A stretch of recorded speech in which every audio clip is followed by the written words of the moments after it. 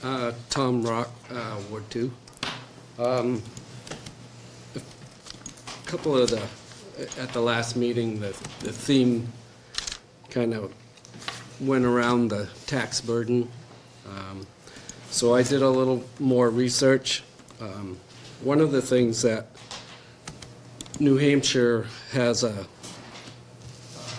reputation for, I think, is high property taxes. Throughout the country, New Hampshire depends on property taxes more than any other state. The other thing that a lot of people don't connect with that is that the total tax burden in New Hampshire is lower than 45 other states. It's just all on property taxes. Due to that, we basically pay high taxes on property everywhere. It doesn't matter what town or city you're from compared to other states. So the other thing that Claremont has is a reputation for having the highest property tax rate. The other thing that's hardly ever mentioned is we have one of the lowest valuations.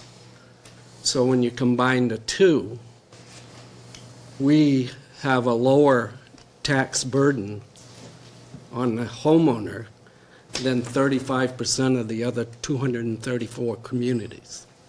So we're not the highest bill for homeowners. So when you look at cities which have similar services, 38% of the cities have a higher tax bill. Okay?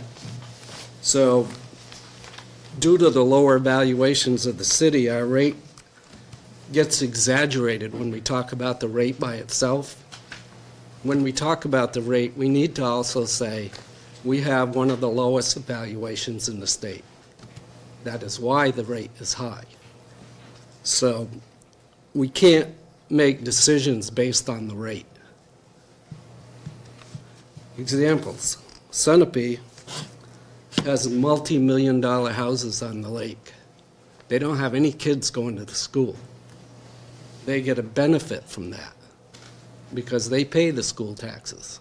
Even though they don't send any kids there, it lowers everybody else's tax. Lebanon is another example. It has a lot of commercial stuff. Their tax rate is $28.13 compared to our tax rate of $42 and change.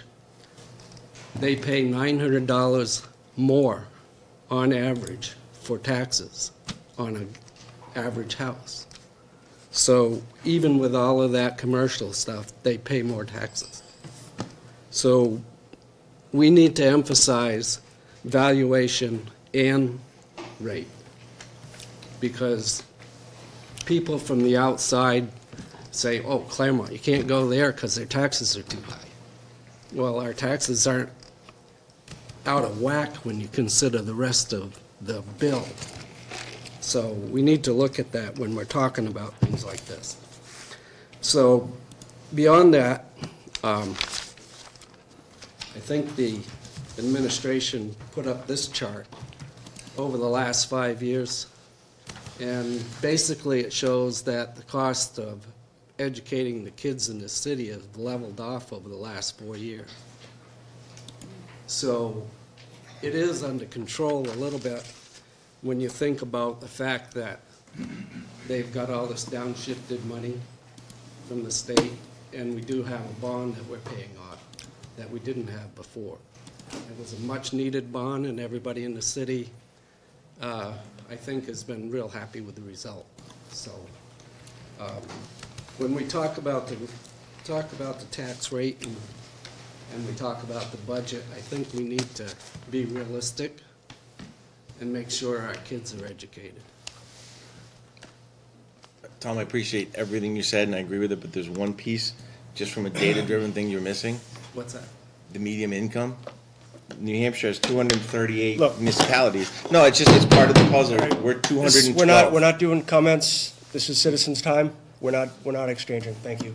What have we just been doing? Well, I'll just answer It's that. data. I'm Excuse just me. saying it's data. No, it's I'll just data. answer that. The only way you're going to get out of this is to work your way out of it. I agree, but we have to Right. consider the income level too. We have to. We have. Chris, we're gonna improving adjourn. We're gonna income take a level. break if you can't be quiet. If you're gonna treat everybody the same way, we will. You're not gonna get me. All right, we're gonna take 5